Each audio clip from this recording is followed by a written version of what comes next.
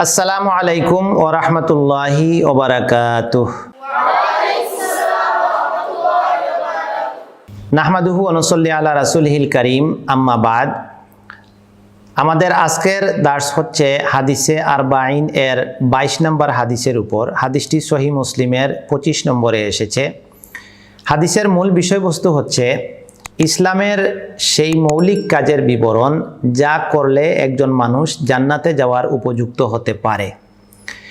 হাদিসটি বর্ণনা করেছেন জাবির ইবনে আব্দুল্লাহ রাদিয়াল্লাহু আনহু। আন জাবির ইবনে আব্দুল্লাহ রাদিয়াল্লাহু আনহু আন্না রাজুলান সাআলা রাসূলুল্লাহি সাল্লাল্লাহু আলাইহি ওয়াসাল্লাম ফাকাল আরাআইতা ইযা সাল্লাইতুস সালাওয়াতিল মাকতুবাত ওয়া সুমতু রমাদান ওয়া আহলালতুল হালাল ওয়া হাররামতুল হারাম ওয়া লাম আজিদ আলা যালিকা শাইআন আদখুলুল জান্নাতা ক্বালা নাআম। জাবির ইবনে আব্দুল্লাহ রাদিয়াল্লাহু আনহু তিনি বলছেন, আন্না রাজুলান, এক ব্যক্তি, সাআলা রাসূলুল্লাহি সাল্লাল্লাহু আলাইহি ওয়াসাল্লাম, আল্লাহ রসুল সাল্লাল্লাহু আলাইহি ওয়াসাল্লামকে প্রশ্ন করলেন। ফাকালা, তিনি বললেন, আরাআইতা, আপনি কি মনে করেন, ইযা সাল্লাইতুস সালাওয়াতিল মাকতুবাত, আমি যখন 5 ওয়াক্তের ফরজ সালাত আদায় করব, ওয়া সুমতু রমাদান, এবং আমি রমাদানের সিয়াম পালন করব, ওয়া আহলালতুল হালাল, এবং আমি হালালকে হালাল মেনে চলব, ওয়া হাররামতুল হারাম, এবং হারামকে হারাম হিসেবে বর্জন করে চলব, ওয়ালাম আজিদ আলা যালিকা শাইআন, তবে এর বেশি আমি কিছু করব না, আদখুলুল জান্নাতা, তাহলে আমি কি জান্নাতে যেতে পারবো? ক্বালা নাম, আল্লাহ রসুল সাল্লাল্লাহু আলাইহি ওয়াসাল্লাম বললেন, হ্যাঁ, তুমি জান্নাতে যেতে পারবে। এই ছোট্ট হাদিস থেকে আমরা বেশ কিছু শিক্ষণীয় বিষয় পেয়ে যাচ্ছি। 1 নম্বর বিষয় হচ্ছে সাহাবাই কেরামের প্রশ্নের ধরনটা কেমন ছিল নবীর কাছে। তিনি এসে প্রশ্ন করলেন এমন একটা বিষয়ে যে তিনি একটা বিষয়কে গুছিয়েছেন যে এই কাজগুলো আমি করতে পারবো, তো এই কাজগুলোর মাধ্যমে কি আমি জান্নাতে যেতে পারবো? এতে বোঝা গেল যে ওই সাহাবীর এটা একটা পরিকল্পনা বা চিন্তা ছিল যে তিনি জান্নাতে যাওয়ার মাধ্যমগুলোকে একত্র করতে চাচ্ছিলেন, বুঝতে চাচ্ছিলেন। তো এটা ছিল তাদের উচ্চমানের চিন্তাধারার বহিঃপ্রকাশ। আমরাও এই গুণ অর্জন করব, ইসলামের মৌলিক বিষয়গুলোকে নিয়ে ভাবার মানসিকতা আমরা তৈরি করব। তারপরের বিষয়টি হচ্ছে এখানে 4টি কাজের কথা তিনি বলেছেন। শাহাদাতাইনের পরেই প্রথম সালাতের কথা বলেছেন যে আমি 5 ওয়াক্ত ফরজ সালাত আদায় করব। এটা হচ্ছে জান্নাতে যাওয়ার একটা মৌলিক বিষয়, কারণ ঈমানের পরেই সালাতের রুকুন। হিয়া আযমু উমুরিদ্দিন বাদা শাহাদাতাইন ফামান তারাকাহা ফাকাদ কাফারা। ঈমানের পরে ইসলামের মধ্যে সবচেয়ে বড় রুকুন হচ্ছে সালাত আদায় করা। ফামান তারাকাহা ফাকাদ কাফারা, যে মানুষ সালাত ছেড়ে দেয় সে কুফরির মধ্যে লিপ্ত হয়ে যায়।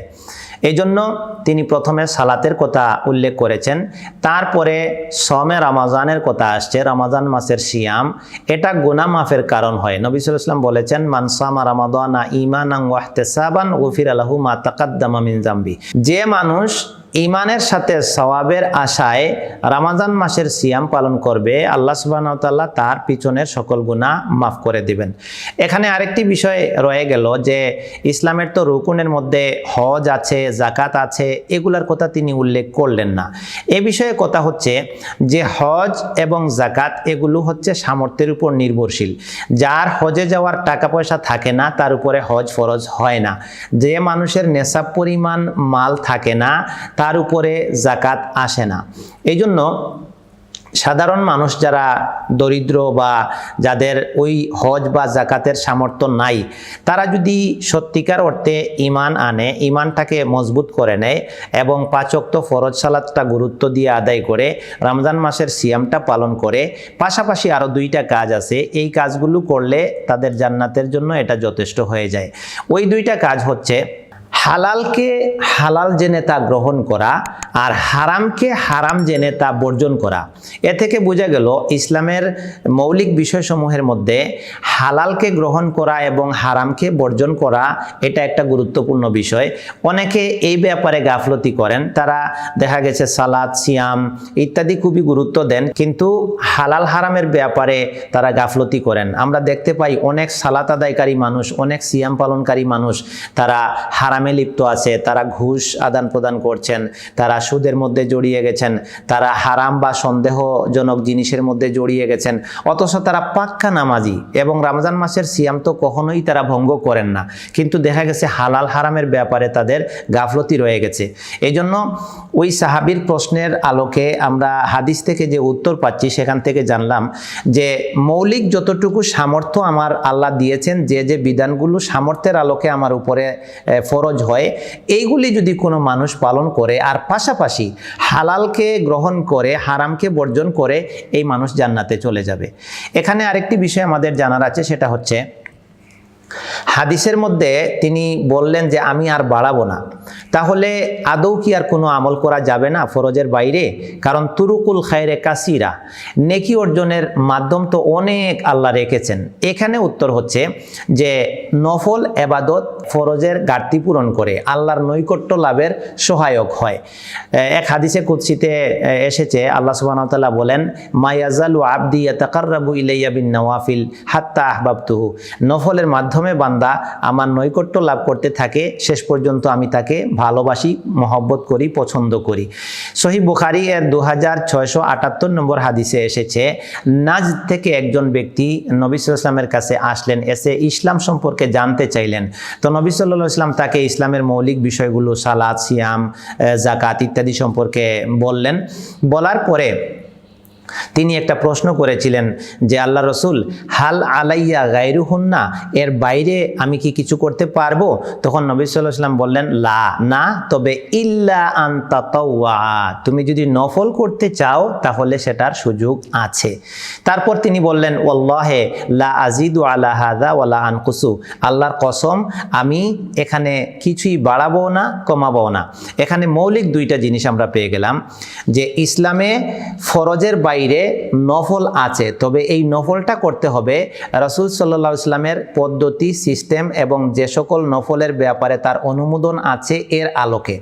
আরেকটা জিনিস পেয়ে গেলাম, ওই সাহাবী কসম করে বলতেছেন, আল্লাহর কসম আমি নবীর কথার বাইরে যাব না, বাড়াবো না, কমাবো না। আসলে ইসলামের মূল কথাটাই হচ্ছে এটা, যে আল্লাহর রসুলের পক্ষ থেকে ইসলাম হিসেবে যা এসেছে তাই ইসলাম। অন্য কোনো মানুষ, কোনো দলের পক্ষ থেকে যা যুগ হবে, যা বিয়োজন হবে, এটা ইসলাম হবে না যতক্ষণ না আল্লাহর রসুলের অনুমোদনের সাথে এটা না মিলবে।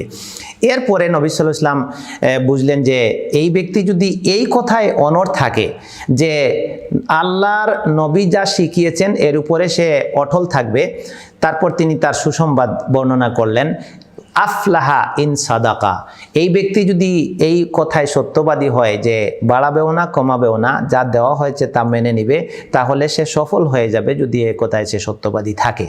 এই হাদিস থেকে আমরা খুব সংক্ষেপে কয়েকটা জিনিস জানলাম, যে সাহাবায়ে কেরামের প্রশ্ন ছিল নবীর কাছে খুব উঁচু উঁচু বিষয় নিয়ে। তারা সবসময় চিন্তা করতেন যে কোন কাজে জান্নাত হচ্ছে, কোন কাজে জাহান্নাম হচ্ছে, এগুলো। আর ইসলামের মৌলিক বিষয়গুলোর মধ্যে ইমানের পরে হচ্ছে সালাতের অবস্থান। এটা অন্যান্য হাদিসে আসছে যে প্রথম হিসাব হবে সালাতের হিসাব যদি ঠিক থাকে, অর্থাৎ এখানে পাশ করে, তাইলে অন্যান্য জায়গায় সে পাশ করতে পারবে, এখানে আটকে গেলে সব জায়গায় আটকে যাওয়ার ঝুঁকি থাকে। তারপরে হচ্ছে সিয়ামে রমাজান, আর হজ এবং যাকাত, এটা যাদের সামর্থ্যে কুলাবে তারা করবে, বা যাদের ওই পরিমাণ সম্পদ হবে তারা পালন করবে। এরপর যে মৌলিক বিষয়টা দাঁড়ায় সেটা হচ্ছে হালাল গ্রহণ করা, হারামকে বর্জন করা।